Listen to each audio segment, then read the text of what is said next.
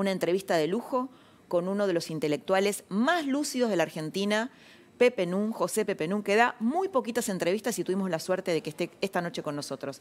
Pepe, ¿cómo estás? Buenas noches, bienvenido. ¿Cómo estás? Muy buenas noches y gracias por invitarme. No, muchas gracias por que hayas aceptado la invitación. Tu mirada sobre lo que sucedió hoy, bueno, sobre, en principio, el discurso de Larreta y todo lo que lo precedió. Yo te diría esto, que el discurso de Larreta es absolutamente correcto. Lo que sucede es que la judicialización de esto, Larreta sabe que es totalmente ineficaz. La Corte Suprema se caracteriza por dejar dormir asuntos de esta significación, como lo ha hecho, por ejemplo, con la declaración de inconstitucionalidad de la modificación del Consejo de la Magistratura. Entonces, es un gesto republicano de Larreta que aplaudo, pero el hecho es un hecho consumado. ¿Y el tono del discurso cómo lo leíste?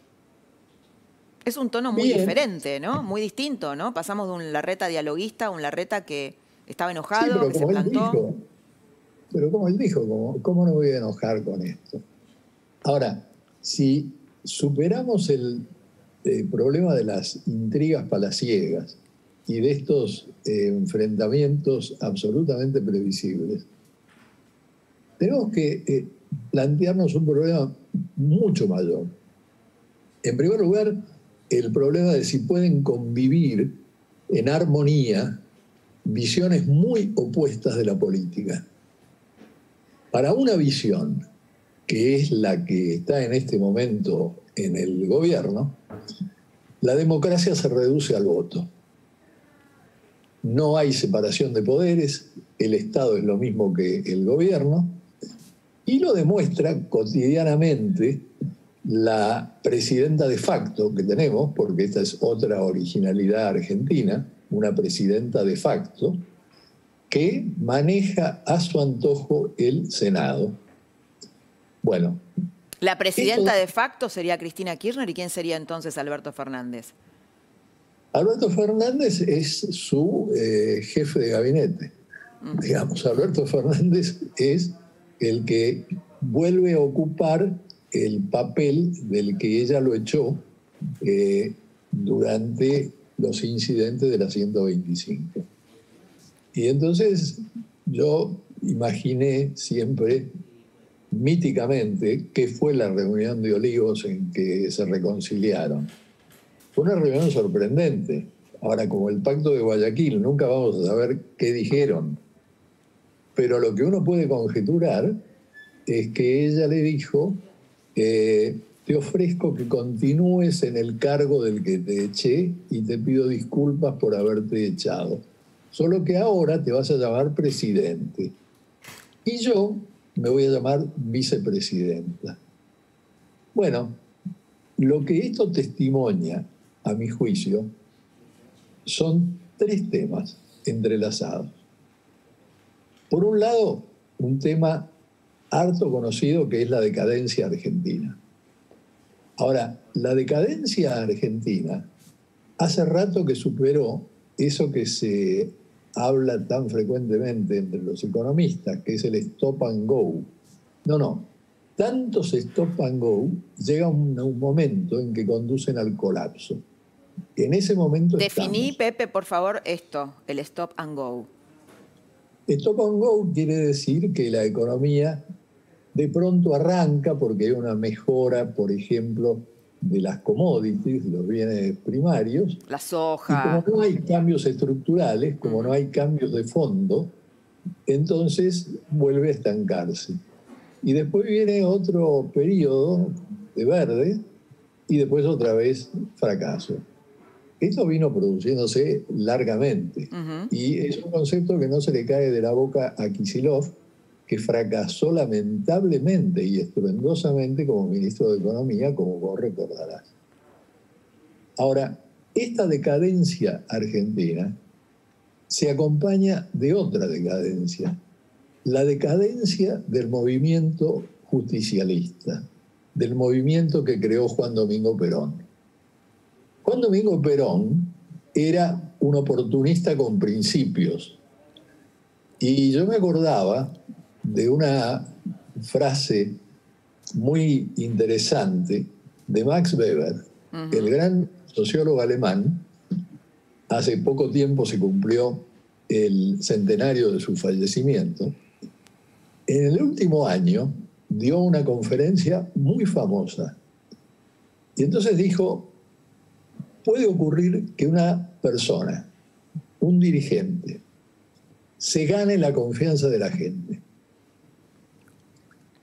Y ahí pueden suceder dos cosas. Que ella o él vivan para su obra o sean personas mezquinas, egoístas, voraces, presuntuosas. Yo creo que ha habido un deslizamiento histórico del peronismo desde lo primero a lo segundo. Cualquiera sea la opinión que uno tenga de Juan Domingo Perón, es indudable que Perón incorporó a los trabajadores, hizo respetar sus derechos y tanto en las buenas como en las malas se esforzó por una distribución más o menos equitativa del ingreso entre el capital y el trabajo. Yo creo que de Perón puede decirse que fue un líder de masas que vivió para su obra. Esto después va a cambiar cuando se produce el ascenso del riojano Carlos Menem. Carlos Menem ya no va a hablar de los descamisados. Claro, que Carlos Menem, algunos de ustedes lo recordarán, en clave evangelista, recorrió el país en el Menemóvil y se dirigía a sus hermanos y hermanas. Terminaba invocando a Dios y a la Virgen y exhortaba, síganme, no los voy a defraudar. Pepe, te acelero un poquitito la película. ¿Y qué es entonces en este derrotero que vos estás describiendo Cristina Kirchner? ¿Qué significa ella? Yo creo que ella significa la alternativa que planteaba Weber. Yo creo que ella no tiene ningún plan que no sea liquidar, anular por completo todos los procesos y todos los juicios que la afectan a ella y a su grupo de confianza. Para esto traspasa cualquier límite constitucional, porque la separación de poderes, insisto, no es algo que les importe a autócratas de estas características. Bueno, de hecho, entiendo, digamos, no sé si coincidís con esto, pero la reforma judicial es un poco, y su contexto, la idea de formatear un poder judicial a gusto del poder, ¿no? Totalmente. Entonces, el legislativo controlado, con algunos inconvenientes en la Cámara de Diputados, pero como vos decías, lo están tratando de zanjar. Y por otra parte, un Senado que funciona según su voluntad, al extremo de que le apaga el micrófono, por ejemplo, a Esteban Bullrich, ¿no es cierto? Sí. Ahora, lo que llama la atención es esto. La pandemia, el COVID-19 no tiene moral y tampoco crea desigualdades. Lo que hace es ponerlas en evidencia. En este momento se está dando un efecto paradojal, a mi juicio, y es que el cansancio, la saturación con este estilo de gobierno autocrático, absolutista, está siendo puesta en cuestión por sectores cada vez más amplios de la población. Y los banderazos no han ocurrido solamente en la capital federal. Los banderazos han ocurrido en todo el país. Hay una explosión de descontento. Y por eso no es de extrañar que se estén alineando las fuerzas de represión. Y creo que Duhalde intuía algo de esto en el exabrupto que tuvo sobre el golpe de Estado. ¿Lo crees verosímil ese exabrupto?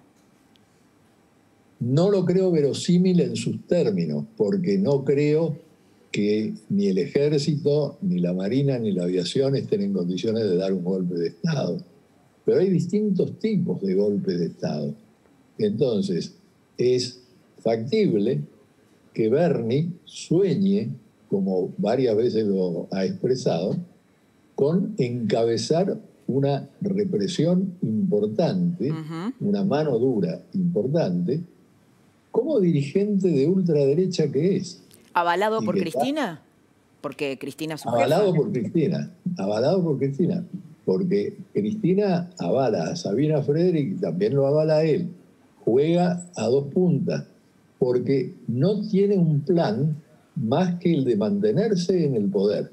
Bueno, como un Perón, ¿no? Como un Perón versión femenina. También Perón hacía eso, avalaba ambas puntas, jugaba varias puntas. Jugaba varias puntas, pero mantenía siempre una determinada línea. Eso es lo que no se comprendió de Perón. Empleó métodos violentos, pero Perón se había nutrido de los principios que guiaron su gobierno, ¿dónde? En Italia, donde estuvo asignado como enviado militar entre 1939 y 1941, en pleno auge del fascismo. Y Perón toda su vida fue un admirador de Benito Mussolini. Y Benito Mussolini había sido socialista e internacionalista en sus años mozos y después había renunciado a eso. Y después de la marcha sobre Roma, proclamó el socialismo nacional, del que Perón se iba a valer. Y si vos ves los temas de Mussolini, desde el salario justo, participación de los trabajadores en la gestión de las empresas. Bien. Bueno, todos los temas de Mussolini los recoge Perón y los va a mantener como banderas propias. Bueno, apasionante, Pepe, todo lo que estás contando y bueno, y seguiría preguntándote muchas cosas, pero bueno, los programas de televisión tienen tiempos. Estuvimos escuchando a José Pepe Nun, como te contaba antes, uno de los intelectuales más interesantes, más lúcidos de la Argentina, que habla poquito en los medios y habló esta noche para La Trama. Pepe, un lujo y muchas gracias. Gracias. Buenas noches. Buenas noches. Bueno, y acá venimos con nuestra tertulia. ¿Cómo les va? ¿Cómo estás? Tenemos un tape para inaugurar esta tertulia. ¿Lo tenemos por ahí, Sol? Vamos con un tape. Anoche muchos me preguntaban si estaba enojado. Y sí, obviamente, ¿cómo no voy a estar enojado? Ante una decisión improvisada, intempestiva, una decisión que atenta contra la unidad de los argentinos, ¿cómo no me voy a enojar? Obvio. Una decisión donde estamos perdiendo una oportunidad de construir un país distinto, un país en base al consenso, más bien que me enoja, obviamente. Pero yo no voy a ser el que contribuya a agrandar esa grieta. Bueno, después vamos a hablar de este tape con nuestros tres contertulios. Estamos en la tertulia Malbec, Los Haroldos, Vinos Finos con Ángel, Los Haroldos Estate, mucho más de lo que esperás. Mirá.